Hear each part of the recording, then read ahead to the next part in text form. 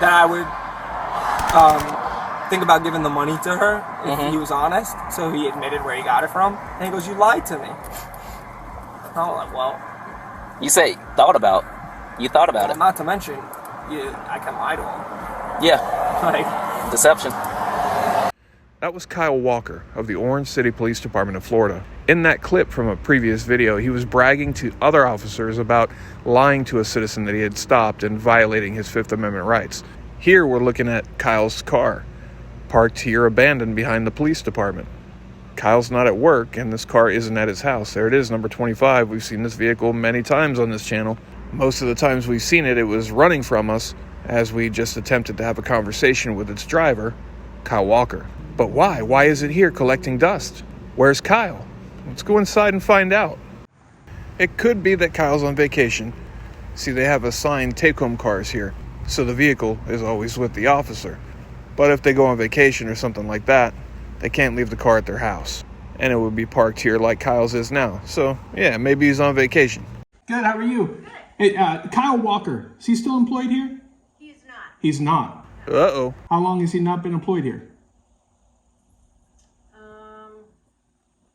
Not sure the date. You'd have to get with Okay. Human Resources. It must be recent. I'm not sure the date. Not sure. Okay, all right, well, that answers that then. Okay, well, that answers that question. Thank you, Betty. Have a good day. Take care. Welp, he's not on vacation. Now, we do know that he quit. We don't know the exact reason, and we likely will never know the real reason. But we'll run through a few things that we do know. As of the making of this video, I don't yet have his resignation letter, but I expect that to be very generic, and likely won't tell us anything. What you're looking at here is my first introduction to Kyle, where, as you've seen in previous videos, he was violating my Fourth Amendment and had been a cop about 3 months at this point. Brand new, already a terrible attitude. This caused me to look deeper, look more into things. And the more we looked, the more we found. The more we found, the worse Kyle looked to many people, including myself. More recently, we saw a video where Kyle conducted a traffic stop with questionable probable cause, just obliterated the citizen's Miranda rights, lied to the citizen, and literally pretty much begged the citizen to tell him what Kyle wanted him to say. I won't retell the story, but I'll link the videos in a pinned comment. Most of you have probably already seen it. But what you've also seen is, like in the clips you're seeing here, I made many attempts to just have a conversation with Kyle, just about the violations that he committed on me. Every time, he had the exact same response. This right here, running away. Dude wouldn't even look at me and just take off upon sight of me.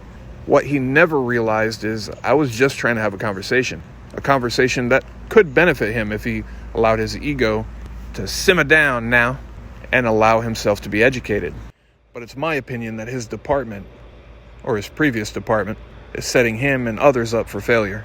Was he not properly trained on our rights, or did he just not care? Either one is a problem, but there's a good chance I could have helped him more than his department. When I couldn't just have a simple conversation with him, I can't allow it to just be let go, so I had to write a complaint to the department. I experienced in one incident 2 Fourth Amendment rights violations and just a terrible, nasty attitude, especially from such a brand new cop. The rights violations were very clear, evident, and on video. But this complaint went completely ignored, exonerated. What this does to the officer is nothing but allow the behavior to continue. So if the case is that he doesn't know, wasn't properly trained, he's not going to learn. And this is very common in many departments across the country. This is nothing but a disservice to the officers and to the people. Above that, it's a potential danger to the people. But many departments would rather protect image and ego, never admitting wrongdoing, versus just doing the very logical, right thing. This is why part of many settlements that police agencies make with citizens boldly include that, yes, we're paying you this money, but we are not admitting any wrongdoing. That should tell everybody something. Now, like I said, Kyle quit. Not let go, at least that we know of. We will probably never know why. Did it have anything to do with some of these issues we've brought forward? Who knows? Was he creating so many problems and bringing such a bad image that he was given the option to resign instead of being let go during his probationary period? No way to tell. And the truth is one thing we will never get. What I can tell you, though, it's kind of a big deal to quit during that 1-year probationary period. This is because he, like everybody else, signs a contract upon their hiring that says if they separate from the agency voluntarily before that year is up, they must reimburse the city, county, whatever it is, for every penny spent on that officer for training, equipment, anything. They don't sign that contract, they're not hired. That leaves them on the hook for thousands of dollars. Some might say maybe he went to another agency or intends to go to another agency. Again, for the same reason, they're going to see a cop with no experience who has worked at his first agency for less than a year, an agency that took a gamble on him, decided to train him, and then he abandoned the agency. That wouldn't look good to a new potential employer because they would think, well, what's to say he won't do the same thing to us? Why should we waste our time and our money? So, who knows? What we do know, Kyle is no longer a cop in the city of Orange City. That may be a good thing for the people that live out there, people who travel through there, people he's violated or may violate in the future. But don't be too relieved because the cycle continues. And until there's big change, it will continue to continue. There will be another one just like him to replace him, and another one to replace that one, and on and on and on.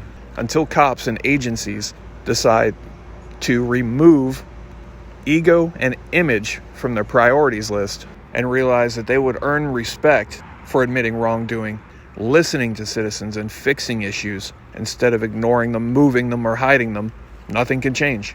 I also think citizen review boards should be mandatory at every agency in the country. An agency against that is an agency to watch out for. There is nothing in place to police the police. Police administration is supposed to do that, but that blue line seems to be a damning bond. A bond that can't be penetrated by anybody outside of it. We the people, the citizens, are not part of it and can't seem to get through to it. But that's another whole story. For now, the news is Kyle, no longer a cop that we know of. At least not in Orange City. But someone else will soon be driving that car number 25. And that hopefully won't be a repeat of its last occupant. So that's that. The Kyle saga ends there, I guess. Now we gotta wait and see what happens with King. That investigation allegedly still continues. We will close out this video with one last look at what happened every time I tried to speak to Kyle. Share your thoughts. Twisted luck. I'll see you soon. Is that what you think? Is that what you think? You're running away now? Running away now? Kyle, did you figure out yet what's needed to ID somebody? What do you need to ID somebody? Have you figured that out yet? Figured out? He's running away again. Running away again.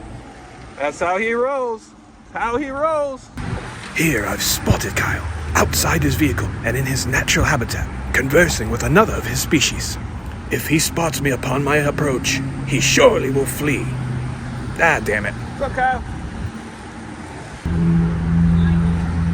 What's up? He was just trying to tell you I'm coming in, so Kyle doesn't like me. Here, he was on the other side of the complex and was driven to the door of his car so he didn't have to face me.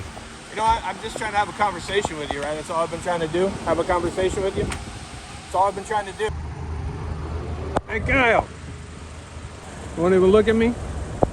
He was parked there. That's Kyle. And he saw me coming. And then he quickly got out of here. He won't even look at me. Look where I'm standing, right here on the side of the road. He won't even look at me. Kyle. Kyle. We just gotta face things, man. Kyle, we gotta face things. Right? We can't run away all the time, Kyle. We can't run away all the time, Kyle. That's what he does. You respect my authority!